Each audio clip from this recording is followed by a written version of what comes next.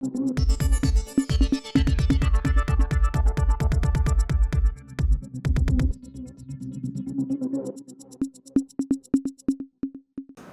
இது news focus Tamil.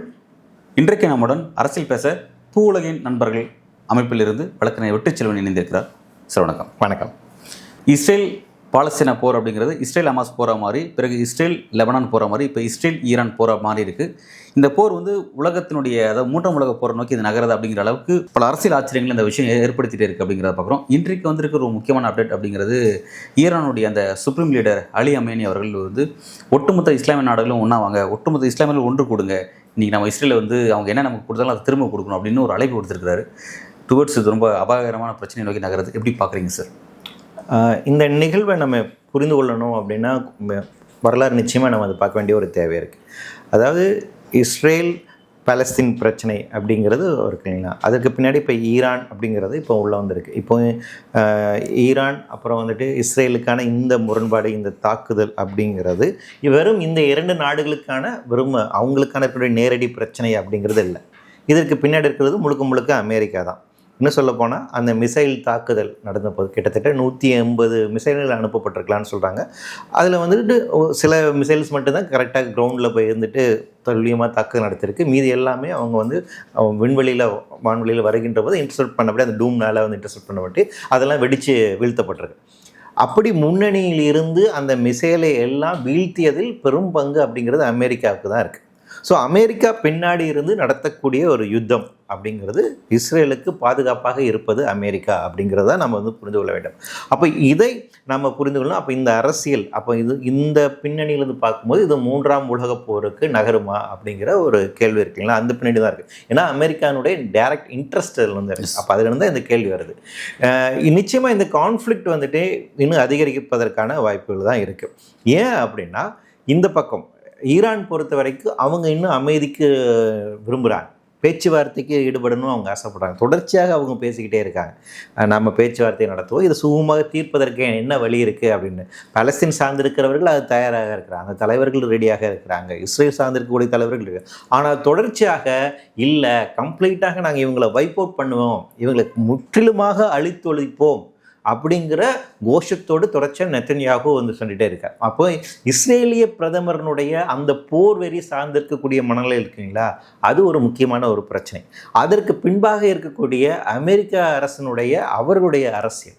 அப்போ இந்த ரெண்டு நிலைப்பாடு, இவங்க ரெண்டு பேரும் நிலைப்பாடுமே இராணுவம் சார்ந்து இருக்குது, அமைதியை நோக்கி நகரலை.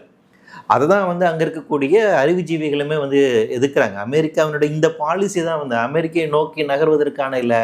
சாக்ஸ்ன்னு சொல்லிட்டு இருக்கக்கூடிய முக்கியமான ஒரு ப்ரொஃபஸர், சோவியத் யூனியன் காலகட்டத்தில் அந்த அமெரிக்காவும் சோவியத் யூனியனுக்கும் அந்த அமைதி பேச்சுவார்த்தை நடப்பதற்கு முன்னின்று நடத்தினவர். அவர் சொல்கிறார், அவரோட என்ன அப்படின்னு சொல்கிறாருன்னா, அமெரிக்கா இதில் அமைதி ஏற்படுத்துறதுக்கான முயற்சி எதுவுமே செய்யவே இல்லை. தொடர்ச்சியாக ஈரான் அமைதிக்கான பேச்சுவார்த்தை ரெடியாக வராங்க, வாங்க நம்ம அமைதிக்கு நிலைநாட்டுவோம், என்ன பேசுவோம், சீஸ்ஃபயர் அக்ரிமெண்ட்டுக்கு வாங்கன்னு தொடர்ச்சியாக பேசிகிட்டு இருக்காங்க. ஆனால் அந்த அக்ரிமெண்ட் ஒத்துக்கொண்டதுக்கு பின்பாக தான் தாக்குதல் நடத்துகிறாங்க. அப்போ ஈரான் தொடர்ச்சியாக, இஸ்ரேல் தொடர்ச்சியாக இந்த விதிமீறலில் ஈடுபட்டு கொண்டிருக்கிறது. அப்போ ஒரு தரப்பு எப்படின்னா அமைதி பேச்சுவார்த்தைக்கு ரெடியாக இருந்தாலும், இன்னொரு தரப்பு தொடர்ச்சியான இராணுவ ரீதியான தாக்குதலையும் ஒடுக்குமுறையும் ஏவிக்கிட்டே இருக்காங்க. அப்போ இந்த நிலைமையில் இருக்கும்போது இன்னும் எஸ்கலேட் ஆகிறதுக்கான வாய்ப்பு தான் இருக்குது. அப்போ இந்த போர் அப்படிங்கிறது இன்னும் அதிக நாட்கள் நடப்பதற்காக, அது இன்னும் எஸ்கலேட் ஆவதற்கான வாய்ப்பு இருக்குது. இந்த போரில் இன்னும் அதிகப்படியான பதில் தாக்குதலை ஈரான் தொடர்ச்சியாக செய்யும் அப்படின்னா, இன்னும் கூடுதலாக இந்த போர் அப்படிங்கிறது விரிவடைவதற்கான வாய்ப்பு அப்படிங்கிறதா இருக்குது. அப்போ நம்ம என்ன பேசிக்காக புரிஞ்சுக்க வேண்டியதுன்னா, இந்த கான்ஃப்ளிக்ட் அப்படிங்கிறது தற்போது முடிவுக்கு வராது. மேபி அமெரிக்கா எலெக்ஷனில் பிரசிடென்ட்ஷிப் மாறுது, ஒருவேளை ட்ரம்ப் வந்தாருன்னா, ஏன்னா ட்ரம்ப் வெளிப்படையாக இந்த போரை எதிர்க்கிறார். அமெரிக்கா நாம் ஏன் இப்போ அங்கே போய் நம்மளுடைய காசு இவ்வளோ தூரம் செலவு பண்ணணும், எதற்காக இந்த போரை நாம் நடத்தணும், பைடனுடைய இந்த வார் ஸ்ட்ராட்டஜி ரொம்ப தவறானதுன்னு வெளிப்படையாகவே இருக்கிறார். அப்போ ஒருவேளை ட்ரம்ப் அவர்கள் அதிபராக வருகிறார் அப்படிங்கும்போது இந்த போர் சூழல் மாறுவதற்கான ஒரு ஆபத்து இருக்குது. அப்படி இல்லை, இந்த அரசியல் சூழல் தான் தொடர்கின்றது அப்படின்னா அது இன்னும் எஸ்கலேட் ஆகும். அப்போ இன்னும் எதிர்காலத்தில் இன்னும் அதிகமான ஒரு ஆபத்தை நோக்கி தான் நாம் நகர்ந்துட்டு இருக்கோம் அப்படின்னு நம்ம புரிஞ்சுக்கணும். Right sir. இப்போ இந்த இடத்துல எனக்கு ஒரு கேள்வி என்னன்னா, இப்போ இந்த போரை பொறுத்த வரைக்கும், அதாவது ஈரான் இஸ்ரேல் போரில் பின்னாடி இருந்து அமெரிக்கா ஒரு சப்போர்ட் பண்ணுது. அதே மாதிரி வந்து ரஷ்யா உக்ரைன் போர்லேயும் உக்ரைனுக்கு பேக் போனாக அமெரிக்கா இருக்குது. இந்த மாதிரி வந்து எல்லா இடத்துலையும் வந்து அமெரிக்கா வந்து தொடர்ச்சியாக பேக் போன் அவங்களோட கெயின் என்ன, இதன் மூலம் அவங்க என்ன சாதிக்க விரும்புகிறான்ற ஒரு கேள்வி எனக்கு இருக்குது. அதே போல் பார்த்தீங்கன்னா இந்த விஷயத்தை வந்து அந்த ஈரான் அந்த பிரைம் தலைவர் அவர் என்ன சொல்கிறார் அப்படின்னு பார்த்தீங்கன்னா, ஒரு முக்கியமான ஒரு விஷயத்தை குறிப்பிட்றாரு. அமெரிக்கா வளங்களை கைப்பற்றுவதற்கு இஸ்ரேலை ஒரு கேடயமாக பயன்படுத்திக்கிறது, ஒரு கருவியாக பயன்படுத்தின்னு ஒரு விஷயத்தை முன்வைக்கிறாரு. அப்போ இதே போல் தான் அமெரிக்கா எல்லா இடத்துலையும் வந்து பின்பற்றுது. அப்படின்னா இந்த அரசியல் அந்த சின்ன நாடுல ஏன் புரிஞ்சுக்க மாட்டேங்கிறாங்களா? பேசிக்காக அமெரிக்கனுடைய பாலிசிஸ் நம்ம வந்து புரியும். அமெரிக்கன் ஹெச்மோனி அப்படின்னு வந்து சொல்லுவோம். அமெரிக்காவினுடைய ஏகாதிபத்தியம் அப்படிங்கிறது இருக்கு இல்லைங்களா, அது இன்னைக்கு வேற ஒரு வடிவம் வளர்ந்துருக்குது. ஸோ நீங்கள் அமெரிக்கன் ஹிஸ்ட்ரிஸை வந்து நம்ம வந்து புரிந்து கொள்ளலாம். அதாவது என்னென்னா, 2ஆம் உலக போருக்கு பின்பாக அமெரிக்கா மிகப்பெரிய வல்லரசாக உயர்ந்து வருகிறது. அட்டாமிக் பாம்பை வந்து அவங்க வந்து பயன்படுத்துவது மூலமாக ஹிரோஷிமா நாகசாகியில் ஃபஸ்ட்டு நியூக்ளியர் ஸ்டேட்டாக வந்து மாறுறாங்க. அதன் மூலமாக ஒரு புதிய வேர்ல்டு ஆர்டர் வந்து உருவாக்குறாங்க. அதுக்கு முன்னாடி ஐரோப்பிய நாடுகள் தான் அந்த அளவுக்கு ஒரு பவர்ஃபுல் நேஷன்ஸாக இருந்தாங்க. பிரிட்டன், ஃப்ரான்ஸ், இந்த மாதிரி நிறைய நாடுகள் தான், ஜெர்மனி, இந்த மாதிரிலாம். ஸோ 2ஆம் உலக போருக்கு பின்பாக அமெரிக்காவினுடைய ஒரு வளர்ச்சி இருக்குங்களா, அது வேறு விதமாக மாறுது. அப்போ அந்த அமெரிக்கன் ஹெச்மோனி அப்படின்னு சொல்லக்கூடியது அது அங்கே ஆரம்பிக்குது. அந்த அமெரிக்கன் ஹெச்மோனி அப்படிங்கிறத வேர்ல்டு ஆர்டரில் உலக அளவில் மிகப்பெரிய வந்து ஒரு வல்லரசாக எல்லா நாடுகளையும் தன் கட்டுப்பாட்டுக்குள் கொண்டு வந்து எல்லா நாடுகளிலும் இருக்கக்கூடிய இயற்கை வளங்களை சுரண்டி எடுப்பு தன்னுடைய வியாபார பூமியாக மாற்றுகின்ற என்டையர் உலகத்தில் இருக்கக்கூடிய மற்ற எல்லா நாடுகளுமே தன்னுடைய கலோனியல் நாடுகளாக மாற்றுகின்ற ஒரு வேலையை அமெரிக்கா செஞ்சுட்டு இருக்கு. நீங்கள் வேற கலோனியல் காலகட்டத்தில் நம்ம வந்து பார்த்துருப்போம், ஐரோப்பிய நாடுகள் வந்து வேற ஒரு நாடு அடிமையாக வச்சிருப்பாங்க. அதுக்கப்புறம் இப்போ சுதந்திரப்பட்ட டெமோக்ராட்டிக் ஸ்டேட்டாக மாறினதுக்கப்புறம் ஒரு நாடு இன்னொரு நாடுனுடைய இன்டர்ஃபரன்ஸில் இடப்படாது, அவர்களுடைய சோவினிட்டியில் வந்து தலையிடாது இல்லைங்களா, அவங்க சுதந்திரமாக செயல்படுவதற்கு. இதுதான் வந்துட்டு டெமோக்ரஸியினுடைய அடிப்படையான கூறுகள். ஆனால் அமெரிக்கா இந்த டெமோக்ரஸியை ஏற்றுக்கொள்வதில்லை. அமெரிக்கா பொறுத்த வரைக்கும் அவர்கள் சொல்லக்கூடிய டெமோக்ரஸி தன்மையில் தான் ஒவ்வொரு நாடும் இயங்க வேண்டும் அப்படிங்கிறது. அப்போ என்டையர் லாட்டின் அமெரிக்காவில் அவங்க இந்த வேலையை செய்கிறாங்க, ஆப்பிரிக்கா நேஷன்ஸில் இந்த வேலைகளை செய்கிறாங்க, சவுத் ஈஸ்ட் ஏஷியாவில் வந்து இந்த வேலைகளை செய்கிறாங்க, மிடில் ஈஸ்ட்லேயும் இந்த வேலைகளை செய்கிறாங்க. அப்போ எல்லா நாடுகளுமே அமெரிக்கா தன் சார்பு நிலையில் இருக்கக்கூடிய அரசாங்கங்கள் இருக்க வேண்டும் அப்படிங்கிறத பார்க்குறாங்க. இதை நீங்கள் எப்படி வந்து புரிஞ்சுக்கலாம், சோவியத் யூனியன் காலகட்டத்தில் வந்து பார்த்தீங்கன்னா அப்போ வந்து கம்யூனிஸ்ட் பயத்தை வந்து சொல்லிகிட்டே இருந்தாங்க மக்களுக்கு வந்து. எப்படி அமெரிக்கா இதை வந்து சாத்தியப்படுத்துகிறது அப்படிங்கிறது இருக்குங்களா, அப்போ வந்து மக்களுக்கு அவங்க வச்சுருக்கிறாங்க கம்யூனிச பூதம் அப்படிங்கிறது வந்துடும். பாருங்கள் எல்லா இடத்துலையும் இப்போ ஈஸ்டர்ன் யூரோப்பில் வந்து அப்போ எல்லாம் கம்யூனிஸ்டுகளாக இருந்தாங்க. சவுத் ஈஸ்டில் சவுத் வியட்நாம், கம்போடியா, இங்கெல்லாம் நிறைய கம்யூனிஸ்ட்டுகள் இருந்தாங்க. லாட்டின் அமெரிக்காவில், ஆப்பிரிக்காவில் சில நாடுகள்லாம் கம்யூனிசத்தில் நோக்கி நகர்ந்தாங்க. அப்போ அந்த காலகட்டத்தில் அந்த நாடுகளில் நாங்கள் ஜனநாயகத்தை கொண்டு வருகிறோம் அப்படிங்கிற பேரில் என்ன பண்ணுறாங்கன்னா, அங்கே இருக்கக்கூடிய நாடுகளில் கழகங்களை உண்டாக்குவது, அந்த ஆட்சிகளை வந்து மாற்றி அமைக்க தங்களுக்கு தேவையான பப்பட் ரெஜிமை வந்து உண்டாக்கக்கூடிய ஒரு வேலை செஞ்சாங்க. இதுதான் அமெரிக்கானோட வெளிப்படையான ஒரு ஃபாரின் பாலிசியாகவே இருந்துச்சு. வியட்நாமில் போய் இவங்க போய் இறங்குறதுக்கு என்ன தேவை இருக்குது, கொரியாவில் போய் இவங்க வந்து இறங்குறதுக்கு என்ன வந்துட்டு தேவை இருக்குது, லாட்டின் அமெரிக்க கண்ட்ரியில் போயிட்டு என்ன தேவை இருக்குது, சிரியில் போய் இவங்க இறங்குறதுக்கு என்ன வேண்டிய தேவை இருக்குது, ஆப்பிரிக்க நாடுகளில் போய் என்ன தெரியும். ஒரு அமெரிக்க நாடு எதுக்கு அங்கே போகணும், அது அவங்க உள்நாட்டு பிரச்சனை இல்லையா, என்ன அரசு இங்கே இருக்கணும், என்ன சட்டங்கள் கொண்டு வரணும், அந்த நாடு முடிவு பண்ணணும். ஒரு நாட்டில் ஆப்பிரிக்காவில் வந்துட்டு ஒரு சங்கராக வந்து தலைவராக வராரு, அவர் வந்து என்ன சொல்கிறார், இங்கே இருக்கக்கூடிய நேச்சுரல் ரிசோர்ஸ் நான் வந்து நேஷனலைசேஷன் பண்ணுறாங்கிறார், அவர் கொல்லப்படுகிறார். சிலி நாட்டில் அலண்டே அப்படி தான், அவர் வந்து இங்கே இருக்கக்கூடிய இந்த இயற்கை வளங்கள் வந்து நாங்கள் நேஷனலைசேஷன் பண்ணுறோம், மக்களுக்கானதை மாற்றோங்கிறார். ஈவன் ஈரானில் இருந்த முன்னாடி வந்து பிரைம் மினிஸ்டர் அவர் ஷா என்ன சொல்கிறார் வந்துட்டு, இந்த நாட்டினோட வளங்களை நான் வந்து நேஷனலைசேஷன் பண்ணுறோம், அது வந்து பொது சொத்தாக மாற்றுகிறோம் சொல்லும் போது அவரோட ஆட்சி கவிழ்க்கப்படுகிறது. அதில் அமெரிக்கானுடைய ரோல் இருக்குது. ஈராக்கில் இருக்கக்கூடிய சதாம் ஹுசேனை அப்போ வந்து அவங்க சப்போர்ட் பண்ணாங்க. ஆப்கானிஸ்தானில் வந்துட்டு ப்ரோ சோவியத் யூனியன் கவர்மெண்ட் ஒன்று இருந்தபோது அந்த கவர்மெண்ட்டை வந்து ஆட்சி கவிழ்க்கின்ற வேலையை செய்கிறார்கள். அப்போ தான் வந்து சோவியத் யூனியன் உள்ளே வராங்க. அப்போ சோவியத் யூனியனுக்கு எதிராக போராடுகின்ற போராளி குழுக்களை வளர்த்து விட்டது இவங்க தான். அந்த முஜாஹிதீன் குரூப் இவங்க தான் வளர்த்துட்டாங்க. அதில் தான் வந்து தலிபான்ஸ் வந்துட்டு வளர்கிறாங்க. ஒசாமா பின் லாடன் அந்த இடத்துல தான் வளர்ந்து. அப்போ ஒரு காலகட்டத்தில் மதம் ரீதியாக இருக்கக்கூடிய இந்த குழுக்களை வளர்த்து விட்டவர்கள் இவர் தான். இன்னைக்கு அதே அமெரிக்கா இவங்க என்ன சொல்லுது, இவங்கெல்லாம் மதவாதிகள், இவங்களுக்கெல்லாம் ஆயுதம் கொடுத்தது இவங்க தான், இவங்களை வளர்த்து விட்டது ஒருத்தவங்க தான். அன்னைக்கு ப்ரோக்ரெசிவான ஒரு அரசாங்கம் வருகின்ற போது அந்த ப்ரோக்ரெசிவான முற்போக்கான இருக்கக்கூடிய மாற்றங்கள் நிகழ விடாமல் தடுக்கின்ற பிற்போக்குத்தனமான இந்த சக்தியை வளர்த்து விட்டது அமெரிக்கா தான். தன்னுடைய தேவைகளுக்காக அதை செஞ்சாங்க. வளர்த்து விட்டதுக்கு அப்புறம் சோவியத்தினுடைய வீழ்ச்சிக்கு அப்புறம் இந்த கிளாஸ் ஆஃப் சிவிலைசேஷன் ஒரு புத்தகம் வந்துச்சு, ரொம்ப முக்கியமான ஒரு புத்தகம். இது வந்து என்னன்னா அமெரிக்கன் பார்வையிலிருந்து வந்த ஒரு முக்கியமான புத்தகம். அது வந்து அதனால் வரைக்கும் சோவியத் யூனியன் கம்யூனிஸ்ட் பயம் அப்படிங்கிறது உண்டாக்கி மக்களை தங்களோட கண்ட்ரோல் வச்சுருந்தாங்க. நாம கேபிட்டலிஸ்ட், அவங்க வந்து கம்யூனிஸ்ட். இந்த பிரிவினை இருக்குல்லையா, அது ரொம்ப முக்கியமானது. வேர்ல்டு பொலிட்டிக்கல் ஆர்டர் அப்படிங்கிறது எப்படி இருந்துச்சுன்னா, ஒரு பக்கத்தில் சோசியலிச சிந்தனை சார்ந்திருக்கக்கூடிய உற்பத்தி முறை, இன்னொரு பக்கம் முதலாளித்துவ சிந்தனை சார்ந்திருக்கக்கூடிய உற்பத்தி முறை. இதை ஆதரிக்கக்கூடிய நாடுகள் இருக்குது, இதை ஆதரிக்கக்கூடிய நாடுகள். அப்போ வேர்ல்டு வந்து ஒரு பேலன்ஸில் இருந்துச்சு. இவங்ககிட்டையும் நியூக்ளியர் பவர்ஸ் இருக்குது, இவங்ககிட்டையும் நியூக்ளியர் பவர். ஆனால் 2 பேருக்கும் ஒரு கோல்டு வார் இருந்துகிட்டே இருந்துச்சு இல்லைங்களா? அதுதான் அந்த பீரியட். அப்போது இவங்க எப்போ வேணால் ஒரு அணு ஆயுத போர் நிகழலாம் அப்படிங்கிற ஒரு ஆபத்து இருக்கும் போது தான் 2 பேரும் சரிசமமாக இருக்கக்கூட ஆயுதங்களை குறைக்கணுங்கிற பேச்சுவார்த்தையெல்லாம் நடத்துகிறோம். இதில் 89 சோவியத் யூனியன் வீழ்ச்சி அடைஞ்சிருக்கு.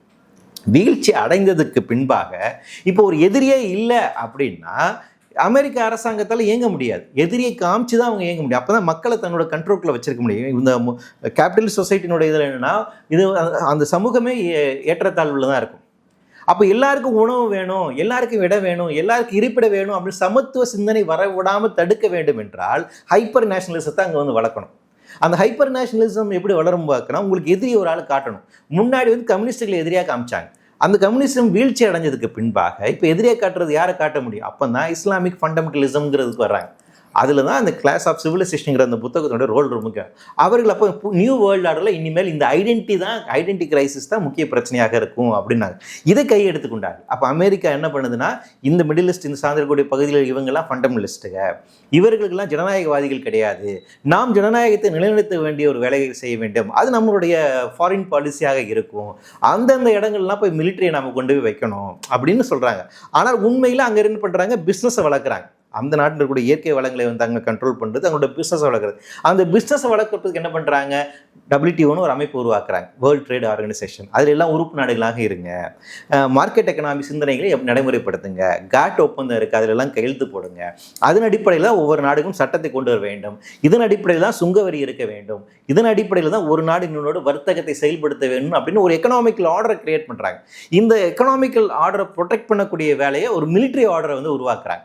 இந்த மிலிட்ரி ஆர்டருக்கு பின்னாடி இருக்கக்கூடிய இண்டஸ்ட்ரீஸ் இருக்கு இல்லைங்களா, அவங்க இது ரெண்டுத்தையும் பேலன்ஸ் பண்ணிக்கிறாங்க. தங்களுடைய எக்கனாமிக்கல் ஆர்டர் மூலமாகவும் அந்த எக்கனாமிக்கு சார்ந்து இருக்கக்கூடிய ஒரு அமைப்பு உருவாக்கி அதை கண்ட்ரோல் வைத்துக்கொள்ளும். உலக வங்கி, IMF, ஏஷியன் டெவலப்மெண்ட் பேங்க் இதை கண்ட்ரோலில் வச்சுக்கிறாங்க. அதே நேரத்தில் இன்னொரு பக்கத்தில் மிலிட்ரி இண்டஸ்ட்ரியை வந்து கையெழுத்து போடுறாங்க. இப்போ இந்த இடத்துல இந்த அமெரிக்காவினுடைய ஹெஜ்மனி அப்படிங்கிறது இப்படி தான் டெவலப் ஆகுது.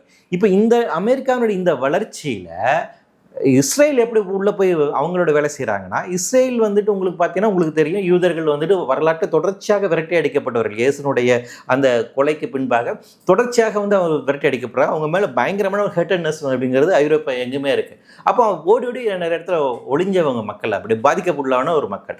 அப்போ 18ஆம் நூற்றாண்டில் அவங்க தங்களுக்கான ஒரு தேசத்தை உருவாக்கணும் அப்படிங்கிறக்காக கொஞ்சம் கொஞ்சமாக அவங்க சில வேலைகள் செய்கிறாங்க. ஒவ்வொரு நாடுகளையும் போய் செய்கிறாங்க, அமெரிக்காலையும் வேலை செய்கிறாங்க, இங்கிலாந்துலேயும் வேலை செய்கிறாங்க. முதல்ல பேங்கிங் அப்படிங்கிற சிஸ்டத்தை கண்டுபிடிச்சதே அவங்க தான். இது கந்து வெட்டி கொடுக்குறது, எக்கனாமிக் சிஸ்டம் கொண்டுறது அப்படி இப்படி தான் போய் பாலஸ்தீனத்தில் அவங்க குடியிருக்க ஆரம்பிக்கிறாங்க. பாலஸ்தீனுங்கிற நாடு தான் அங்கே இந்த பெர்ஷிய அரசின் கீழாக இருந்தக்கூடிய ஒரு பகுதி தான். இந்த பகுதி ஈரான் இதெல்லாம் அவங்க அந்த எம்பையர், ஓட்டமன் எம்பையருக்குள்ள இருந்த ஒரு பகுதி தான். அப்போ அந்த இடத்துல போய் இவங்க குடியேற ஆரம்பிக்கிறாங்க. கொஞ்சம் கொஞ்சமாக அந்த நிலத்தை வந்து காசு கொடுத்து வாங்கி இந்த மக்கள் செட்டில் பண்ணுறாங்க. அப்போ அவர்கள் வந்து இங்கிலாந்துக்கிட்ட ஒரு ஒப்பந்தம் பண்ணிக்கிறாங்க. 2ஆம் உலகப் போரில் நீ வெற்றி அடைப்பதற்கு நான் வந்து ஹெல்ப் பண்ணுறேன், ஆனால் நீ ஜெயிச்சதுக்கப்புறம் எனக்கு ஒரு தேசத்தை உருவாக்கி கொடுக்கணும்.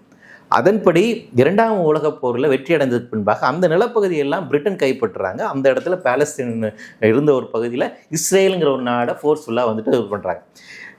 ஆனால் 2ஆம் உலகப் போருக்கு பின்பாக மோர் பவர் வந்து அமெரிக்காவுக்கு தான் இருக்குன்னு தெரிஞ்ச உடனே அமெரிக்காவுடைய இந்த ஹெஜ்மனி இன்ட்ரெஸ்ட் அப்படிங்கிறது வளர அதே பின்னணியில் இந்த யூத குழுக்கள் அவர்கள் இந்த இடத்துல போய் அமெரிக்கன் பாலிடிக்ஸும் மேனிப்புலேட் பண்ண ஆரம்பிக்கிறாங்க. இன்றைக்கி எதுனா இப்படி இன்டர்மிங்கிளாக பார்க்கணும். அமெரிக்கன் பாலிசியும் இருக்குல்ல, அங்கே வந்து வெள்ளை முதலாளித்துவ சிந்தனையோடு இருக்கக்கூடிய ஒரு குரூப் ஆஃப் பீப்புள்ஸ் இருக்காங்க, அவங்க ஒரு குரூப் ஆஃப். இன்னொரு பக்கம் இருக்குன்னா இந்த யூதர்களோட சார்ந்து இருக்கக்கூடிய இந்த ஜினோயிசம் சொல்லக்கூடிய இந்த கருத்தியல் சார்ந்து இருக்கக்கூடிய குரூப் உள்ள வந்து வேலை செய்கிறாங்க. அங்கே ஒரு திங்க் டேங்க் ஒன்று வச்சுருக்காங்க. அந்த திங்க் டேங்க் வந்து சில காங்கிரஸ்மேனை அவங்க சப்போர்ட் பண்ணுறாங்க. இந்த திங்க் டேங்க் சப்போர்ட் பண்ணக்கூடிய காங்கிரஸ்மேன் தான் உள்ளே ஜெயிச்சு உள்ளே போகிறாங்க.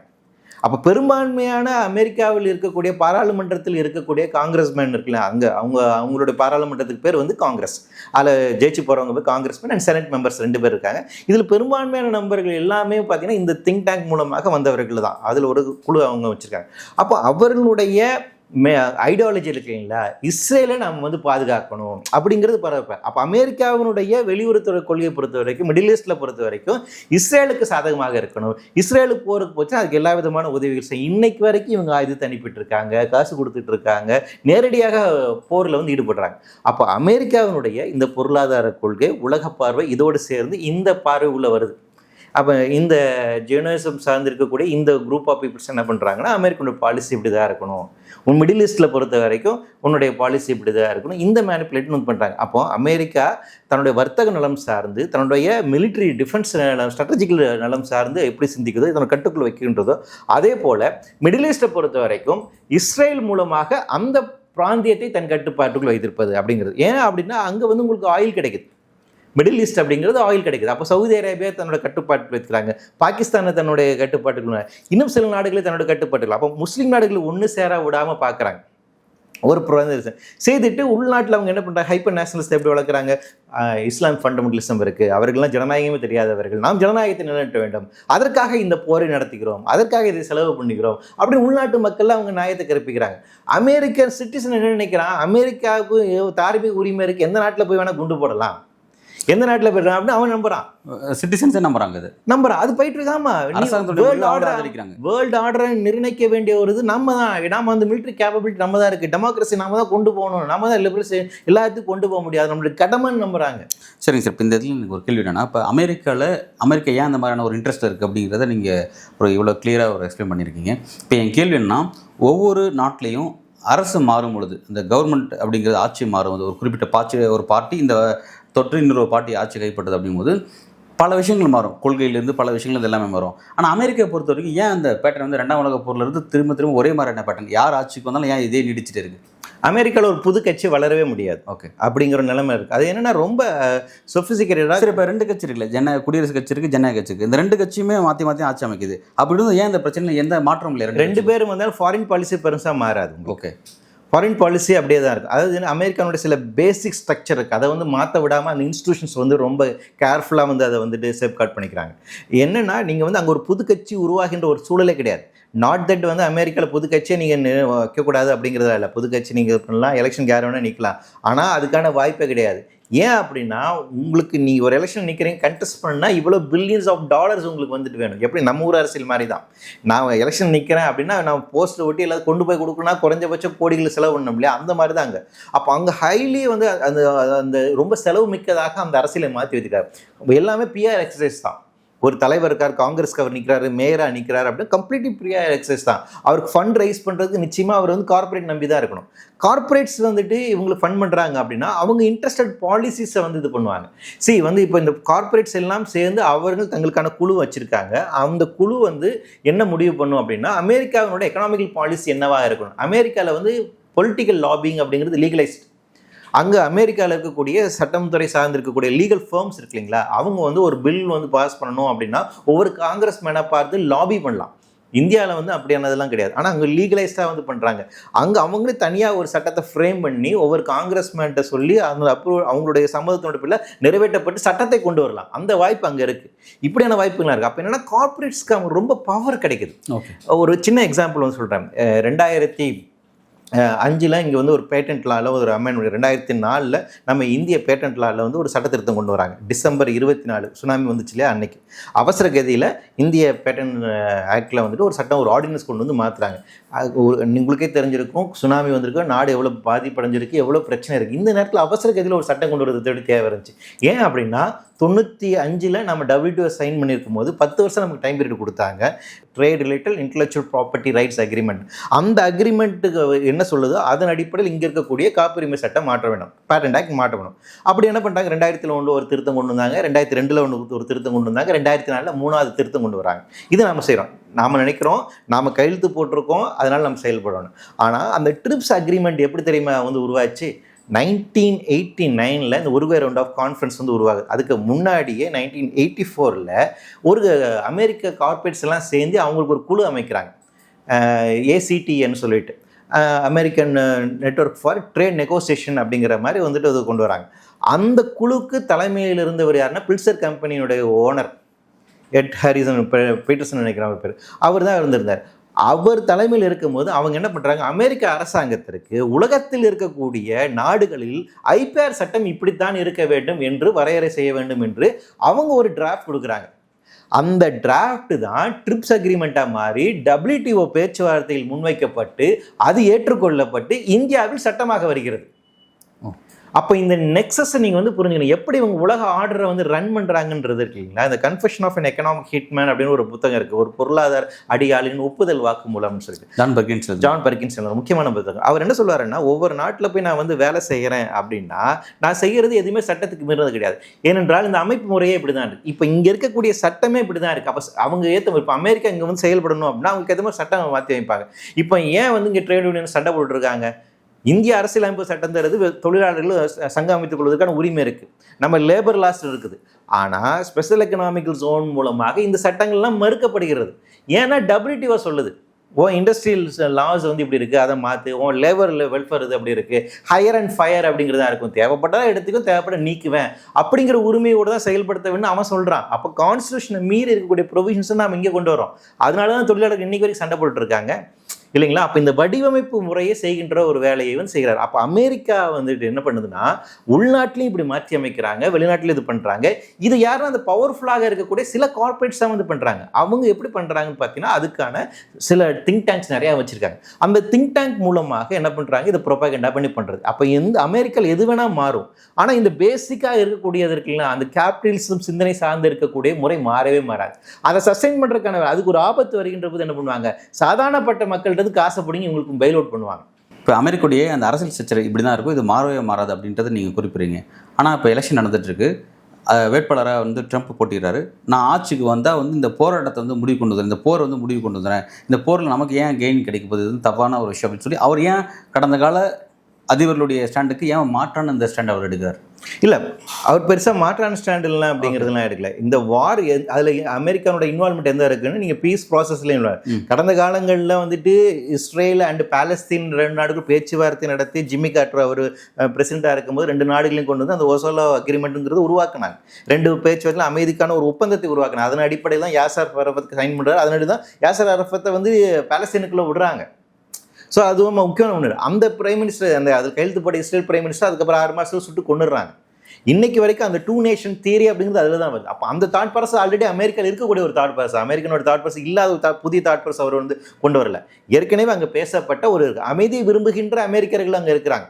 குறைஞ்சபட்ச ஜனநாயகத்தை பேசுகின்ற, குறைஞ்சபட்ச ஹியூமன் ரைட்ஸ் சார்ந்து இருக்கக்கூடிய நபர்களும் அங்கே இருக்கிறாங்க.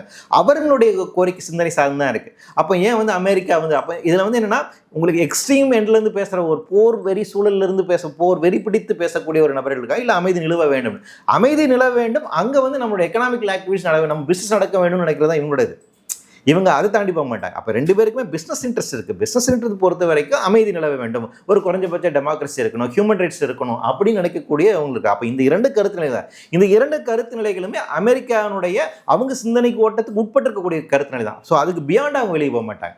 அது போய் ஒரு சோசியலிச குடியரசாக நாம் மாற்றணும்னா அது பண்ண மாட்டாங்க. அதுக்கு இவங்க தயாராக இருக்க மாட்டாங்க. அங்கே 2 நாடுகளை உருவாக்கலாம், அல்லது இந்த டெரிட்டோரியை வந்து பிரித்து கொடுக்கலாம், 2 பேருக்கும் பாதுகாக்கலாம். அந்த அமைதி பேச்சுவார்த்தை, அந்த ஒரு சூழல் அப்படிங்கிறது, அந்த பேச்சுவார்த்தை, அந்த அரசியல், அந்த அதற்கு மட்டும்தான் இடம் இருக்குது. தாண்டி அதை தாண்டி போக முடியாதா? ட்ரம்ப்னால அது நிச்சயமாக அதை தாண்டி போக முடியாது. இப்போ அமெரிக்கா உலக அளவில் தங்களுடைய டாமினேஷன் தொடர்ச்சியாக வச்சுக்கிறதுக்கு அவங்களுக்கு ஒரு பொது எதிரி தேவைப்பட்டுச்சு. ஒரு காலம் வரையும் வந்து கம்யூனிஸ்ட் நாடுகள் இருந்துச்சு, இன்றைக்கி அது இல்லை அப்படிங்கிறனால அந்த இடத்த வந்து இஸ்லாமிய நாடுகளை வந்து ரீப்ளேஸ் பண்ணலாம் அப்படின்ற அளவில் ஒரு அரசியல் முன்னெடுக்கிறாங்க. நீங்கள் குறிப்பிடுறீங்க. டுவர்ட்ஸ் அப்படியே இந்தியாவுக்கு வந்தபோது இந்தியாவிலையும் இன்றைக்கி ஆட்சியில் இருக்கக்கூடியவங்க தங்களோட அரசியலுக்காக இஸ்லாமிய வெறுப்பு அப்படிங்கிறத பயன்படுத்துகிறாங்க. பெரும்பான்மைய இந்துக்களுக்கு சிறுபான்மையர்கள் இந்த இஸ்லாமியர்களால் பாதுகாப்பு இல்லை அப்படின்ற ஒரு பிரச்சாரத்தை வச்சு அதன் அடிப்படையில் தொடர்ச்சி ஆட்சியில் இருக்காங்கிறத பார்க்குறோம். சரி, இங்கே வந்து இஸ்லாமியர்கள் வந்து பொருளற்றவராக இருக்காங்க, அவங்களுக்கு வந்து எந்த விதமான வாய்ஸ் இல்லை, அதெல்லாம் ஓகே, இந்த பாலிடிக்ஸ் இங்கே எடுபடுதுன்னு வச்சுக்கோமே. பட் உலக அளவில் பார்க்கும் பொழுது இஸ்லாமிய நாடுகள் வந்து எண்ணெய் வளம் கொண்டவர்களாக இருக்காங்க, பல அந்த வளம் மூலமாக பல விஷயத்தை அவங்க சாதிக்கிறாங்கலாம் பார்க்குறோம், பல இன்டர்நேஷனல் அப்படிலாம் பண்ணுறாங்க. அப்படி இருந்தும் கூட எப்படி வந்து அந்த அரசியலில் அமெரிக்கா எடுக்கக்கூடிய அந்த இஸ்லாமிய வெறுப்பு அரசியலுக்கு எப்படி அவங்க ஈல்ட் ஆகுறாங்க, அதை எதிர்த்து அவங்கள ஏன் ஃபைட் பண்ணுவாங்க, எப்படி வந்து அந்த விஷயம் அவங்களுக்கு சக்ஸஸ்ஃபுல்லாக அமையுது? அதில் தான் வந்து என்னென்னா இஸ்ரேலினுடைய ஒரு பலம் இருக்கு இல்லைங்களா, அவங்களுக்கான ஒர்க் பண்ணக்கூடிய ஒரு இன்டெலெக்சுவல் லாபியிஸ்ட் குரூப் அப்படிங்கிறது பயங்கர பவர்ஃபுல்லாக வந்து ஒர்க் பண்ணுது. அது இப்போ ஆரம்பிக்கப்பட்டதில்லை, அது வந்து 18ஆம் நூற்றாண்டுலேருந்து அந்த லாபி வந்து தொடர்ச்சியாக வரும். அவங்களுக்கு அப்போ வந்து ஒரு கிளியர் கட் விஷன் அப்படிங்கிறது இருக்குது. என்னென்னா நம்ம ஒரு யூதர்களுக்கான ஒரு தேசத்தை உருவாக்க வேண்டும் அப்படிங்கிறது இருக்குது. நிலமெல்லாம் ரத்தம் சொல்லிட்டு நம்ம ராகவன் கூட அந்த ஒரு புத்தகங்கள் ரொம்ப முக்கியமான புத்தகம், ஆங்கிலத்தில் நிறைய புத்தகம், தமிழில் கூட முக்கியம். அப்போ அவங்க யூதர்களுக்கு வந்து தங்களுக்கான ஒரு தேசத்தை எப்படி உருவாக்க வேண்டும் அப்படிங்கும்போது ஒவ்வொரு நாடாக போகிறாங்க, ஒவ்வொரு தலைவராக பேசுகிறாங்க, கண்டினியூஸ் லாபிங் அவங்க பண்ணிகிட்டே இருக்காங்க. அவங்க இந்த கோரிக்கையை நிறைவேற்றக்கூடிய அரசு நிலை பெற வேண்டும், அப்படியான நபர்கள் ஆட்சிக்கு வர வேண்டும், அதற்கு ஹெல்ப் பண்ணுறக்கூடிய வேலைகளை அவங்க வந்து செய்கிறாங்க. வேற நீங்கள் இந்த பக்கம் எடுத்தீங்களா, இஸ்லாமிய தேசத்துக்குள்ளே பார்த்தீங்கன்னா பெரிய அளவுக்கு ஒற்றுமை கிடையாது. ஏன் அப்படின்னா இந்த கலாச்சாரம் அப்படிங்கிறது இவங்க ரொம்ப பழமையான கலாச்சாரம், இவங்க ஆட்சி அதிகாரத்தில் இருந்தவர்கள். யூதர்கள் அப்படி இல்லை, இவர்கள் ஒடுக்கப்பட்டே வந்தாங்க. அப்போ ஒடுக்கப்பட்டுகின்ற இதிலிருந்து வந்ததுனால அவங்களுக்குள்ள இருக்கக்கூடிய வந்துட்டு ஒரு ஒற்றுமை, கலந்து பேசுறது, அவங்க சர்வைக்கான இன்ஸ்டிங்க்ட் இல்லைங்களா, அவங்க பேசிக்காக ஒருங்கிணைந்து செயல்படுறதுங்கிறது இங்கே அதிகமாக இருக்கும். வேற இந்த கல்ச்சரில் இந்த இது அப்படி இல்லை, இவங்க எல்லாமே ஆட்சியாளர்களாக இருந்தவங்க. அப்போ இவங்க தங்களுக்குள்ளே அடிச்சுட்டு இருந்தாங்க, ஒரு குழுவாக இன்னொரு குழுவாக இருக்கும் போது போர் சூழலில் இருந்தது, அப்படி இருந்தவங்க தான். அப்போ அதையும் மீறி தான் இந்த நாடுகள் எல்லாமே. அப்போ இவர்களுக்குள்ளே இருக்கக்கூடிய பிரிவினைகள் அப்படிங்கிறது இருக்குது, ஒற்றுமை அப்படிங்கிறது பெரிய அளவுக்கு இங்கே இல்லாமல் இருக்குது. தங்களுக்கு இவ்வளவு நெருக்கடி வருது, அமெரிக்க மட்டும் வல்லாதிக்கு கொண்ட நாடுகள் இவ்வளவு நெருக்கடி வருதுன்றது கூட உணர்ந்து கூட இந்த அளவுக்கு அந்த ஒற்றுமை நோக்கி நகர மாட்டாங்கிறாங்களா? இப்போ ஓரளவுக்கு வர்றாங்க. நீ பீஸ் டைம்ல இந்த அளவுக்கு இருக்க மாட்டாங்க. இப்போ இந்த ஒரு நெருக்கடி வரும்போது இப்போ தான் பேசுறாங்க. எனக்கு தெரிஞ்சு ஒரு 30 ஆண்டுகளுக்கு முன்பாக எல்லா இஸ்லாமிய தேசங்களும் ஒருங்கிணைந்து இருக்கக்கூடிய ஒரு மாநாடு நடத்தினாங்க. அதுக்கு பின்னாடி அப்படி ஒரு மாநாடு நடக்கவே இல்லை. அந்த மாநாட்டில் கலந்து கொண்ட முக்கியமான தலைவர்கள் எல்லாருமே பின்னாடி வந்து மறந்துட்டாங்க. அதுபோல் வந்து சத்தாம் ஹுசைன் கலந்துக்கிட்டாரு, யாசர் அரஃபத் வந்து, கடாஃபி வந்து கலந்துக்கிட்டாங்க. இவங்கெல்லாம் கலந்து கொண்ட ஒரு கூட்டம் இருந்துச்சு. அவர்கள் எல்லாமே வந்து பார்த்தீங்கன்னா மேற்கத்திய நாடுகளுக்கு அகேன்ஸ்டான ஒரு வியூ பாயிண்ட் எடுத்தாங்க. அன்றைக்கி இருந்த ஒரு பொலிட்டிக்கல் வியூக்கு அகேன்ஸ்டான இதெல்லாம் நம்ம ஒருங்கிணைந்து செயல்படணும் அப்படிங்கிற அந்த கோஷத்தை முன்வைத்தார்கள். ஆனால் அப்படியான ஒருங்கிணைவை வந்துட்டு கண்டினியூ பண்ண வந்து விடலை, அதை வந்து உடைச்சிட்டாங்க. அப்படியான எல்லா ஆளுமை நீங்கள் நல்லா யோசித்து பாருங்கள், மிடில் ஈஸ்டில் ஒரு முக்கியமான ஒரு பொலிட்டிக்கல் ஆளுமை வளர விடுறதே இல்லை. வெஸ்டர்ன் கண்ட்ரிஸ் ஒவ்வொருத்தரும் அவங்க காலி பண்ணிட்டே வர்றாங்க. எல்லாருமே ஏதோ ஒரு விதத்தில், கடாஃபியாக இருக்கட்டும், இல்லை சதாம் ஹுசைனாக இருக்கட்டும், யாசர் அரஃபத்தாக இருக்கட்டும், இந்த யாருமே வந்து பார்த்தீங்கன்னா அதுக்கு பின்பாக வந்து இப்போ வந்து மிகப்பெரிய அளவுக்கு ஒரு தலைமை இடத்துக்கு வருவதற்கான விடுவதில்லை. அவங்கள வந்து காலி பண்ணிட்டே வர்றாங்க. அப்போ அந்த தலைமை இடங்கிறது ரொம்ப முக்கியம். அது மூலம் தான் ஒருங்கிணைக்க முடியும். இப்போ இஸ்லாமிய தேசங்கள் ஒன்றாக ஒருங்கிணைப்பதற்கான அந்த முன்னெடுப்புகளை செய்யக்கூடிய வேலைகள் இருக்கு இல்லையா, அது வந்து போதுமான அளவுக்கு நடைபெறலை. இன்னுமே வந்து அந்த சியாசினி அப்படிங்கிற அந்த பிரச்சனை அவர்களுக்குள்ளாக இருக்குது. அப்போ அது மீறி செய்ய வேண்டியது இருக்கும். அரபு இருக்கட்டும், இந்த அரேபிய தேசங்கள் இவங்கெல்லாம் ஒருங்கிணைந்து சப்போர்ட் பண்ணுறாங்க, இல்லை சுற்றி இருக்க நாடுகள் சப்போர்ட் பண்ணுறாங்க அப்படின்னா நிச்சயமாக இந்த வார் அப்படிங்கிறது தான். இப்போ அந்த நிர்பந்தம் உண்டாயிருக்கு, சேர்கின்ற வேலையை செய்திருக்கிறாங்க. எந்த அளவுக்கு அவங்க சக்சீடாக வாங்குறது நம்ம வந்து பார்க்கணும். ஆனால் இப்போ கலா யதார்த்தம் அப்படிங்கிறது பார்த்தீங்கன்னா ஓரளவுக்கு அவங்களால இப்போ ஒருங்கிணைக்க முடியுதே, அது போதுமான அளவுக்கு இன்னும் நகரவில்லை. அப்படி நகர்ந்தால் நிச்சயமாக இந்த ஆட்டம் வேறு விதத்தில் மாறும். ஓகே சார், இப்போ ஈரானோட இந்த சுப்ரீம் லீடர் வந்து அவர் ஒரு அழைப்பு கொடுத்துருக்கிறாரு. அந்த அழைப்பை ஏற்று எல்லா இஸ்லாமிய நாடுகளும் ஒன்று சேருதுன்னு வச்சுப்போமே. ஒன்று சேர்ந்தால் அமெரிக்கா, அதாவது இஸ்ரேலை சப்போர்ட் பண்ணக்கூடிய அமெரிக்காவை இந்த போரில் வீழ்த்திட முடியுமா, அல்லது இதை தாண்டி சீனா, ரஷ்யா போன்ற நாடுகளோட ஆதரவு தேவைப்படுமா, இல்லை இந்த விஷயம் அடுத்த கட்டம் எதை நோக்கி நகரும்? இல்லை, இப்போ போரில் வீழ்ச்சி அப்படிங்கிறது ரொம்ப ஆபத்தான, நீங்கள் அதுதான் பிரச்சனை. ஓகே, இப்போ நீங்கள் வந்து அமெரிக்கா வீழ்த்த போகிறீங்க அப்படின்னா அது வந்து என்னென்னா அது வந்து நியூக்ளியர் வாராக எஸ்கலேட் ஆகும். இப்போ ஆல்ரெடி வந்துட்டு ரஷ்யன்ஸ் வந்துட்டு ஈரான் சப்போர்ட் பண்ணுறாங்க. ஈரானுக்கும் ரஷ்யாவுக்கும் ஒரு சப்போர்ட் இருக்கு இல்லைங்களா? இப்போ இதை பேசிகிட்டு இருக்க இதே நேரத்தில் வந்து பார்த்தீங்கன்னா, இப்போ இஸ்ரேல் வந்து ஈரானுடைய அணு ஆயுதங்களை வந்து அணு ஆயுத கிடங்குகள் இருக்குது பார்த்தீங்கன்னா, அந்த பிளான்ட் அதை ஃபுல்லாக டார்கெட் பண்ணிட்டாங்கன்னு சொல்கிறாங்க. இப்போ அது மீது தான் தாக்குதல்னு சொல்கிறாங்க. அதன் மீது தாக்குதல் அப்படின்னா டுவர்ட்ஸ் வந்து அணு ஆயுத போகிற நோக்கி தான் நகரப்போகுது அப்படிங்கிற நகரப்போகுது. இப்போ அப்போ அப்படி போகும் பட்சத்தில் அடுத்த கட்டமாக இதனோட விஷயங்கள் எப்படி நகரப்போகுது?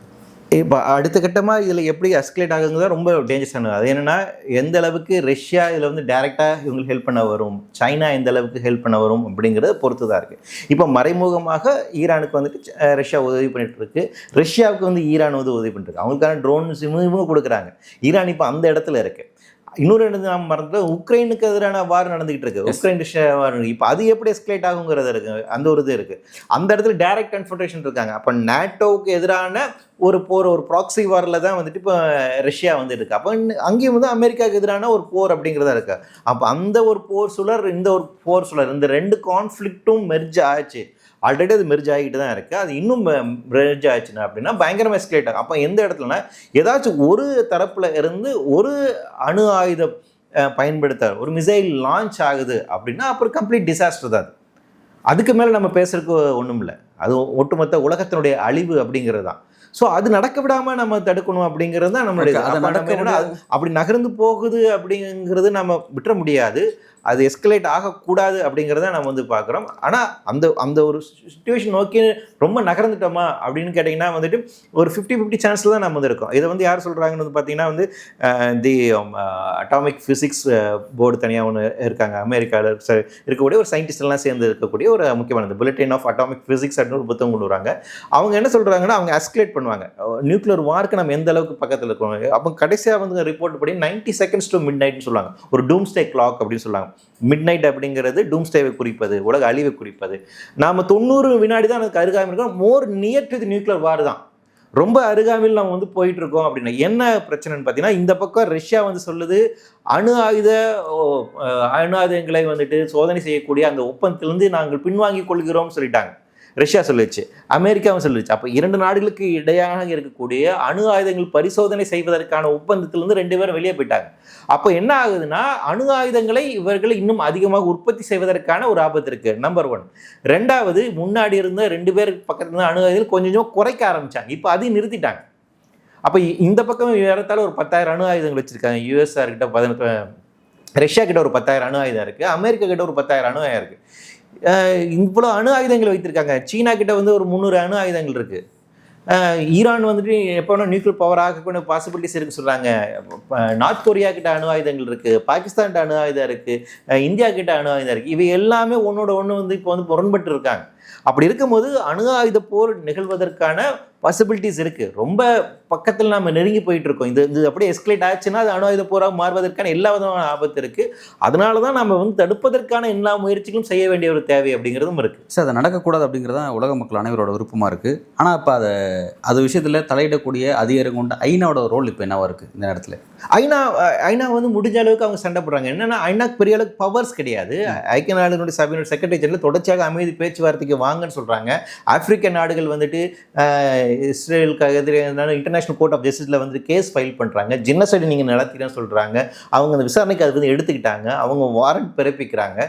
ஸோ ஐக்கிய நாடுகள் சபை அவங்களுக்கு வந்து பவர்ஸ் இல்லாட்டியுமே கூட அவர்களால் முடிந்த அளவுக்கான பண்ணுறாங்க. பட் இன்னும் எஃபெக்டிவாக இருக்கணும், மற்ற உலக நாடுகள்லாம் சேர்ந்து அதை எஃபெக்டிவாக ஃபைட் பண்ணணும் அப்படிங்கிறது. அப்போ ஐக்கிய நாடுகள் அவைகள் பெரிய அளவுக்கான எல்லா வளமாக இருக்கக்கூடிய பலம் படைத்திருக்கக்கூடிய நாடுகள் இன்னும் ஃபைட் பண்ண வேண்டிய தேவை இருக்குது. இப்போ வந்து 3ஆம் நாடுகள் தான் சண்டை போட்டுட்டு இருக்காங்க. ஸோ அப்போ ஐக்கிய நாடுகள் சபை இன்னும் வந்துட்டு வீரியமாக செயல்பட வேண்டிய தேவை இருக்குது. நம்ம நிறைய கான்ஃப்ளிக்ட் அப்படி பார்த்தோம். இப்போ ஈழத்தில் நடந்தது நம்ம கண்ணுக்கு முன்னாடியே எவ்வளோ பெரிய, இப்போவும் இங்கே பாலஸ்தீனில் அதே மாதிரி நடந்துட்டு இருக்கு. ஆனால் ஈழத்தில் நடந்த போது கூட பெரிய அளவுக்கு ஆக்டிவாக இல்லை. ஆனால் இப்போ கொஞ்சம் ப்ரோ ஆக்டிவாக இருக்காங்க. ஐக்கிய நாடுகள் சபையின் ப்ரோஆக்டிவாக இன்னும் அவர்கள் அதிகமாக செயல்பட வேண்டும். மேற்கத்திய நாடுகள் இன்னும் அதிகமாக செயல்பட வேண்டும். உலகங்களும் இருக்கக்கூடிய அமைதியை இருக்கக்கூடிய ஹியூமன் ரைட்ஸ் பேசக்கூடிய அமைப்புகள் இன்னும் வீரியமாக செய்யப்பட வேண்டியிருக்கும். மக்கள் இயக்கங்கள் முன்னெடுக்கப்படும். அது மூலமாக தான் இதுக்கான நம்ம வந்து பண்ண முடியும். ஐக்கிய நாடுகள் சபை வந்து எப்போ செயல்படும், அதனுடைய எப்போ அதிகாரப்பூர்வமாக பண்ண முடியுமா, நிறைய வளர்ந்த நாடுகளில் மக்கள் இயக்கங்கள் உருவாகும். அமெரிக்காவில் மக்கள் இயக்கங்கள் அதிகமாக இருக்கும். ஏற்கனவே அவங்க ஃபைட் பண்ணுங்க. அது இன்னும் வீரியமாக இருந்து அமெரிக்காவுடைய ஸ்டாண்டை நிறுத்துற அளவுக்கு அவங்க வந்து போகணும். ஆனால் என்னன்னா, மீடியா வந்து கம்ப்ளீட்லி கண்ட்ரோல்ட் பை இந்த ஜியோனிஸ்டிக் ஐடியா, இஸ்ரேல் இஸ்ரேல்ஸ் இருக்கக்கூடியவங்க தான் இருக்காங்க. அவங்க வந்து பயங்கரமாக ஒரு தரப்பு செய்திகள் மட்டும் தான் தர்றாங்க. அப்போ மீடியா வந்து இது கண்ட்ரோல் பண்ணுது. இந்த மாதிரி ஒரு மக்கள் இயக்கங்கள் உருவாகாமல் தடுக்கின்ற ஒரு வேலையை வந்துட்டு மீடியாஸ் வந்து செஞ்சுட்டு இருக்காங்க. அதனால மேற்கத்திய நாடுகளில் உங்களுக்கு அமெரிக்காவில் மக்கள் இயக்கங்கள் உருவாகி அமெரிக்காவினுடைய இந்த திட்டங்களை வந்து பின்வாங்க செய்தால் மட்டும்தான் நமக்கான அமைதி கிடைக்கும். இல்லைன்னா ஐக்கிய நாடுகள் சபையை வந்து அவங்க கண்ட்ரோல் பண்ண முடியாது. அவங்களுக்கு அந்த பவர்ஸ் கிடையாது. ஐக்கிய நாடுகள் சபை வந்து நீங்கள் வந்து ஸ்டேட்மெண்ட் கொடுக்கலாம், அவங்க வந்து எதிர்ப்பு தெரிவிக்கலாம், ரெசல்யூஷன் பார்க்கலாம். அது பியாண்ட் தட் அவங்களால ஒன்றும் பண்ண முடியாது. யாரால செய்ய முடியும்னு பார்த்தீங்கன்னா, அமெரிக்க மக்கள்னால தான் செய்ய முடியும். ஐரோப்பிய நாடுகளில் இருக்கக்கூடிய மக்கள்னால தான் செய்ய முடியும். அப்போ வளர்ந்த நாடுகள் இருக்கக்கூடிய மக்கள் இயக்கங்கள் மூலமாக தான் இந்த போர் நிறுத்த முடியும். ரொம்ப ஒரு முக்கியமான ஒரு உலகத்தினுடைய அமைதி கட்டக்கூடிய ஒரு சூழல் வந்து ஒரு பக்கம் ஒழிச்சிட்ருக்கு அப்படிங்கிறத பார்க்குறோம். இதை தடுக்கக்கூடிய சக்தி வந்து ஐநாவை தாண்டி ஐரோப்பிய மற்றும் அமெரிக்க மக்களுக்கு தான் இருக்குது அப்படிங்கிறத குறிப்பிட்டிருக்கீங்க. அதை நோக்கி மக்கள் நகராங்களா? இந்த போராட்டம், இந்த போர் அடுத்த கட்டம் எதை நோக்கி நகருதுங்கிறத பொறுத்திருந்து பார்க்கணும். சொல்லுங்கள். நன்றி.